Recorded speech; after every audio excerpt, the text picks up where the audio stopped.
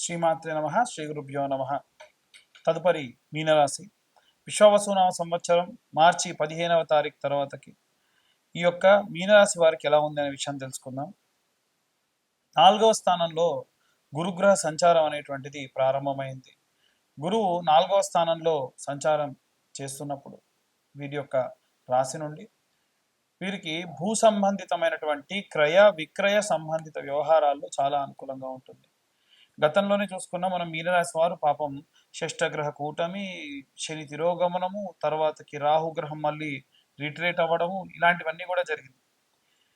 So ఎన్నో రకాలైన ఒడిదుడుకులన్నీ దాటుకొని వస్తున్నారు. ఏలినాటి శని ప్రభావం 2వ దశ ఆఖరి భాగంలోకి చేరుకుంటూ ఉంటారు. ఇది ఒక రకంగా కాస్త మంచి విషయం అని చెప్పాలి. ఈ యొక్క సంవత్సరంలో ముఖ్యంగా మే నెల వీరికి చాలా కీలకమైంది. ఏవైనా భూమి కొనాలన్నా అమ్మాలన్నా ఈ నెలే అని చెప్పవచ్చు. కాబట్టి తీసుకునే నిర్ణయాలు ఆలోచించి తీసుకోండి. భావోద్వేగాలతోని ఈ నిర్ణయాలు తీసుకోవద్దు. భావోద్వేగాలతోని మీరు గతంలో ఉన్న ఇంటిని కానీ ప్రదేశాన్ని విడిచిపెట్టి వెళ్ళొద్దు. ఎట్టి పరిస్థితుల్లో మీరు అనుకున్న పనులు అనుకున్న సమయానికి అవ్వడానికి అధికంగా ఆస్కారం ఉంది. సమయం బాగాలేకపోయినా పనులు మాత్రం అవుతాయి. మీకున్నటువంటి అనుభవం, మీకున్నటువంటి దక్షత ఖచ్చితంగా అందరూ కూడా కాపాడుతూ ఉంటారు, ముందుకు తీసుకెళ్తూ ఉంటారు. విద్యార్థి దశలో ఉన్నటువంటి వారు కూడా ఉన్నటువంటి పేరు చాలా మంచి పేరు వస్తుంది. అలాగే ఎవరైతే ఈ యొక్క గృహిణులు ఉంటారో వారి యొక్క పనికి సంబంధించి సాయం కోసం అని చెప్పి మీ దగ్గరికి వచ్చి, అంటే ఒక గృహిణి అయ్యుండి ఇంకొక గృహిణి మీ దగ్గరకు వచ్చి సహాయం అడిగితే మీ దగ్గర డబ్బు ఉంటే డబ్బు సహాయం, లేకుంటే అంటే సహాయం ఏ రకంగా సరే చేస్తారనమాట. కాబట్టి జాగ్రత్తగా ఉండడం మంచిది. మనం మంచి చేసినా మన కోసం చెడు ఎప్పుడు ఎదురు చూస్తూ ఉన్నదనమాట. కాబట్టి ఆ పరంగా జాగ్రత్తగా ఉండండి. అలాగే ఎవరైతే ఉద్యోగస్తులు ఉన్నారో ఉద్యోగానికి సంబంధించి కీలకమైన మార్పులు, అవుట్సోర్సింగ్కి వెళ్ళడం, అంటే ఆన్సైట్ జాబ్కి వెళ్ళడం, వేరే దేశానికి వెళ్ళడం, ఆరోగ్య సమస్యలతో ఇబ్బంది పడడం లాంటివి జరిగే అవకాశం ఉంది. అలాగే సినీ రాజకీయ రంగాల వారు, వ్యాపారస్తులు ఎవరైతే ఉన్నారో వీరికి సానుకూలమైన వాతావరణమే, నో లాస్ నో ప్రాఫిట్గా ఉంటుంది. వీలైనంత వరకు కూడా తీసుకునే నిర్ణయాలు ఆచరణాత్మకమైన నిర్ణయాలు తీసుకోవడం మంచిది.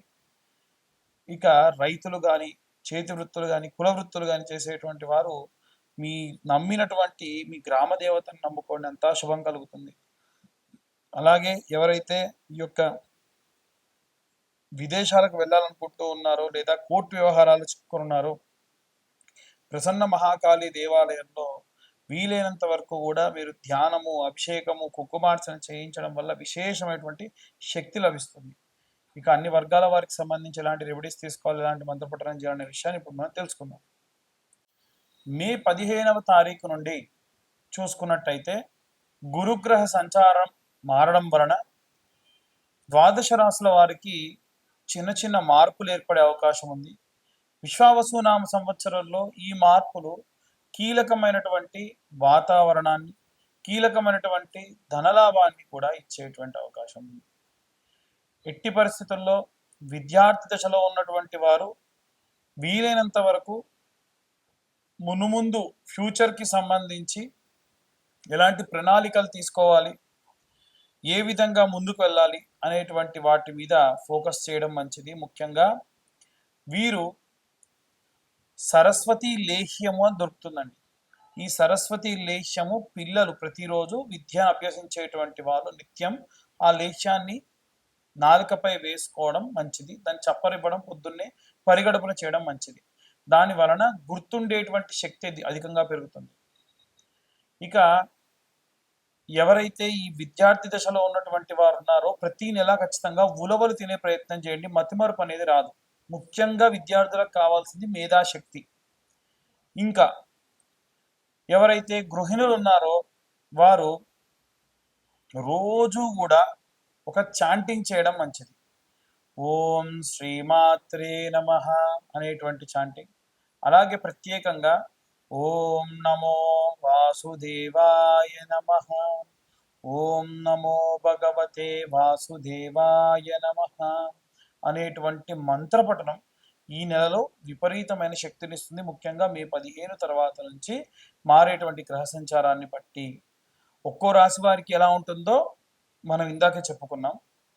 ఇక ప్రత్యేకంగా ఉద్యోగస్తులు ఎవరైతే ఉన్నారో వారు నిత్యము కూడా దత్తాత్రేయ స్వామి వారికి సంబంధించినటువంటి ఏదైనా మంత్రపఠనం అనగా శ్రీ పాదవల్లభ దిగంబర, ఓం దిగంబరాయ విద్మహే పాంచజన్యాయ ధీమహి తన్నో దత్త ప్రచోదయాత్ అనేటువంటి దత్తమంత్రం విపరీతమైన శక్తినిస్తుంది. నిత్యం దీపారాధన చేయండి. గృహిణులు కానీ, ఉద్యోగస్తులు కానీ, వ్యాపారస్తులు కానీ అందరూ కూడా చేయవలసింది ఏంటంటే దీపారాధన. అది కూడా అష్టమూలికలతోని ఆవ నూనె, నువ్వుల నూనె, విప్ప నూనె, సంపెంగ నూనె, ఆముదము, ఆవు నెయ్యి, కొబ్బరి నూనె, వీటితో పాటుగా శనగ నూనె లాంటివి ఏవైనా లేదా ఏదైనా సరే, ఇప్పుడు తామర గింజల నుంచి వచ్చినటువంటి నూనె కూడా ఉంటుంది. ఈ 8 రకాలైనటువంటి నూనెలు ఒక దగ్గర కలిపి పెట్టుకొని వాటితో దీపారాధన చేయడం విపరీతమైన శక్తినిస్తుంది. ముఖ్యంగా చూసుకున్నట్టయితే వ్యాపారస్తులకి విపరీతమైనటువంటి నరఘోష, నరపీడితములు అధికంగా ఉన్నాయి కాబట్టి ప్రతి గురు శుక్రవారాల్లో ధూపం వేయడం, ప్రతిరోజు కూడా సాయంత్రం మీ యొక్క ఆఫీస్ కానీ షాప్ కానీ క్లోజ్ చేసిన తర్వాతకి ఒక పేపర్ తీసుకొని దాన్ని వెలిగించుకొని కుడివైపు 3 సార్లు, ఎడమవైపు ఒకసారి తిప్పి అక్కడ పడేసిపోవడం వల్ల మీ యొక్క వ్యాపార స్థలానికి సంబంధించినంత వరకు ఉన్నటువంటి నరఘోష, నరపీడితములు పోతాయి.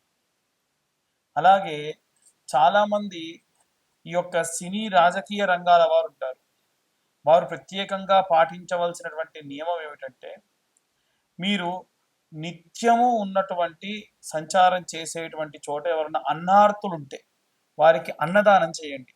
ఈ మాసంలో అన్నదానం చేయడం విపరీతమైనటువంటి విష్ణువు యొక్క సంపూర్ణ కృప లభిస్తుంది.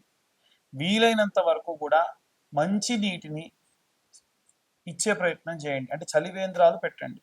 ఎందుకంటే ప్రాణం పోయే వాడి యొక్క ప్రాణం కూడా కాపాడేది ఏమిటంటే చల్లటి నీరు. కాబట్టి సినిమా రంగాల వారు కానీ లేదా రాజకీయ రంగాల వారికి కానీ ఇది పెద్ద విషయం కాదు. ఇంకా వీలైతే చల్లని మజ్జిగ ఇలాంటివి పల్చగా చేసి ఎవరికైనా సరే కాస్త విపరీతమైన ఎండలున్న చోట ప్రసాదించండి. నిత్యము కూడా కొంతమంది వీటికి సంబంధించి కార్యక్రమాలు చేస్తున్నారు. పరోక్షంగానన్న వారికి డబ్బు సహాయం చేయండి. దాని వలన విపరీతమైనటువంటి రౌద్ర కష్టముల నుండి బయటపడే అవకాశం వీరందరికీ ఉంటుంది. ఈ యొక్క రైతులు ఎవరైతే ఉన్నారో వారు మీ మొదటి పంట ధాన్యాన్ని తీసుకొని వెళ్ళి అవి బియ్యంగా మారిన తర్వాతకైనా పర్వాలేదు, ఎవరైనా సరే అనాథ శరణాలయంలో ఆ బియ్యాన్ని దానం చేయండి. దాని వలన ఎన్నో రకాలైనటువంటి పాపభూయిష్టమైనటువంటి కష్టముల నుండి మనం బయటపడే అవకాశం ఉంది. ఇక ఈ యొక్క విడాకులు, కోర్టు గొడవలు వీటిల్లో చిక్కుకొని ఉన్నటువంటి వారు ఏమి చేయాలి అనంటే అపమృత్యు భయానికి సంబంధించింది కాబట్టి ఎవరన్నా నిత్య సంధ్యావందనం చేసుకొని జపమాచరించేటువంటి బ్రాహ్మడు మీకు తెలుసుంటే ఆ బ్రాహ్మడికి గుమ్మడికాయ, నల్లటి కంబలి, శీలలు వీటిని దానంగా ఇవ్వండి. ఇలా ఇవ్వడం, బెల్లంతో సహా దానం ఇవ్వండి. ఇలా ఇవ్వడం వలన అపమృత్యు భయము అలాగే కోర్టు గొడవల నుండి బయటపడేటువంటి అవకాశం కూడా లభిస్తుంది. ఇక అన్ని వర్గాల వారికి సంబంధించి మేము చెప్పేవన్నీ కూడా గోచార రీత్యా చెప్పేటువంటి విషయములు మాత్రమే. మా వీడియో పైన తమ్నైల్స్ ఏవైతే ఉంటాయో వాటిల్లో చాలా నిగూఢమైన అర్థం ఉంటుంది. దాన్ని ఎవరిని డిస్కరేజ్ చేయడానికి కానీ ఎవరిని బాధ పెట్టడానికి కానీ 100కి 100% కాదు.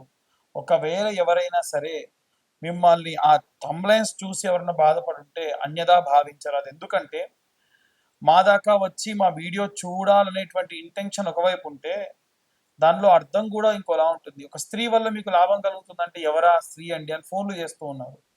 నేను చెప్పేది ఒకటే, స్త్రీ అంటే మీ ఇంట్లో ఉండే తల్లి, మీ చెల్లి, మీ భార్య కూడా ఉండొచ్చు కదా, బయట నుంచి ఎందుకు ఎక్స్పెక్ట్ చేస్తున్నారు? సో మన ఆలోచన విధానంలో ఉన్నటువంటి లోపం అది. నేను ఇప్పుడు ఎవరిని పాయింట్అవుట్ చేసి చెప్పట్లేదు, వారి వారి పరిస్థితి తగ్గట్టుగా వారు అలా ఆలోచిస్తూ ఉన్నారు. ఇవన్నీ గోచర రీత్యా చెప్పేటువంటి విషయములు మాత్రమే. పూర్తిగా మీ జాతకం విశ్లేషణతో మీకు కావాలి అని అంటే మీరు మీ పేరు, మీ date of birth, time, place కింద ఉన్న నెంబర్కి వాట్సాప్ చేయండి. పూర్తి జాతకాన్ని మీరు తెలుసుకోండి. పూర్తి జాతకం తెలుసుకోవడానికి గాను రూ. 2025 అవుతాయి. ఎందుకు గురువు గారు అంత ఛార్జ్ చేస్తున్నారంటే 3 గంటల సమయం పడుతుంది. 60-70 పేజీలు అదంతా కూడా క్రియేట్ చేయడానికి పీడిఎఫ్‌లో టైప్ చేయడానికి పడుతుంది. కాబట్టి మీకోసం నేను కూర్చొని 3 గంటలు ఈ పని చేస్తున్నా కాబట్టి ఆ మాత్రం ధర నేను ఛార్జ్ చేయడం జరుగుతుంది. దీనికి ఎటువంటి ఎక్స్‌క్యూజ్ లేదు. అన్యథా భావించరాదు. ఎందుకంటే ప్రతి ఒక్కదానికి ఒక ప్రైస్ ట్యాగ్ అనేది ఉంటుంది. దీనికి కూడా అందుకే తీసుకుంటున్నాం. తర్వాతకి మీ జాతకం గురించి పూర్తిగా విశ్లేషణతో మీతో మాట్లాడడం కూడా జరుగుతుంది. సర్వే జనా సుఖినో భవంతు. స్వస్తి.